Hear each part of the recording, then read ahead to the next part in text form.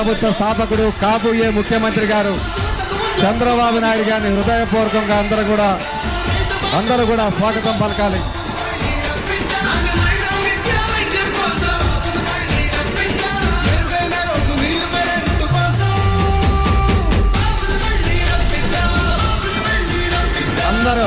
అందరూ కూడా చప్పటితో స్వాగతం చెప్పాలి.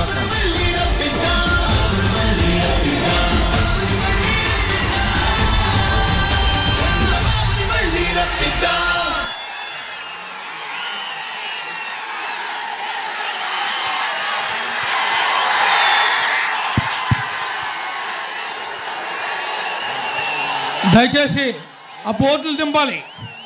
బోర్డులు దింపేయండి ప్లీజ్, టైం లేదు.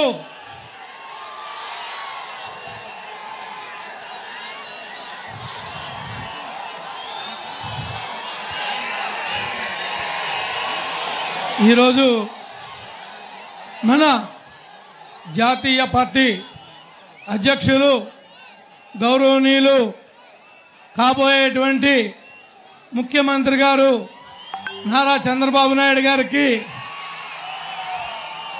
మన ముఖ్య అతిథి బ్రదర్ రాధా గారికి, మన కాబోయేటువంటి పార్లమెంట్ సభ్యులు పుట్ట మహేష్ కుమార్ యాదవ్ గారికి,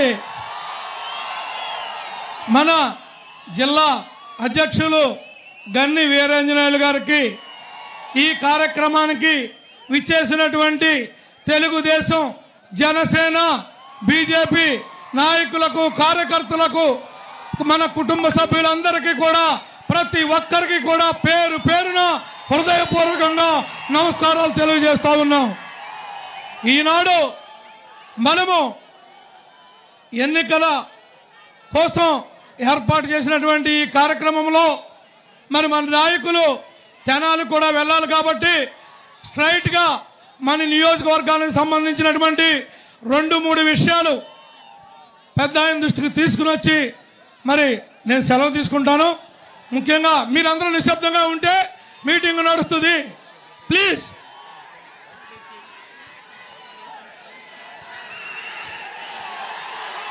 ముఖ్యంగా ఈ నియోజకవర్గం సగం డెల్టా సగం అప్లైన్ సార్. నియోజకవర్గం అంతా కూడా పట్టిసీమ మీరు ఇచ్చినటువంటి పోలవరం ద్వారా కొంత మేరకు అవకాశం ఏర్పడింది సాగునీరు ఇవ్వటానికి, తాగునీరు ఇవ్వటానికి. మిగిలింది మీరు డిసెంబర్లో 2019-18లో 100 కోట్లతో పట్టిసీమ నుంచి 2 లిఫ్ట్లు మీరు శాంక్షన్ చేశారు సార్. వీళ్ళు కనీసం ఇప్పటికి 1 రాయి కూడా పెట్టలేదు. వాటికి ప్రధానమైనటువంటి సమస్య ఏలూరు రూరల్ మండలంలో కృష్ణా నుండి వచ్చినటువంటి వ్యర్థ పదార్థాలతో కలిసినటువంటి నీరుని మంచినీళ్ళుగా ఉపయోగిస్తున్నారు సార్. కంపల్సరీగా ఆ మండలంలో స్వచ్ఛమైనటువంటి తాగునీరు ఇచ్చే విధంగా పోలవరం రైట్ మేల కెనాల్ నుంచి మీరు ఏర్పాటు చేస్తారని చెప్పి నేను మనస్ఫూర్తిగా ఆశిస్తున్నాను సార్. మరి ముఖ్యంగా ఆనాడు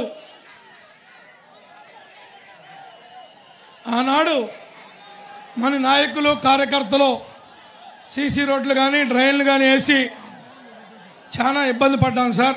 దాన్ని కూడా దృష్టిలో పెట్టుకోండి.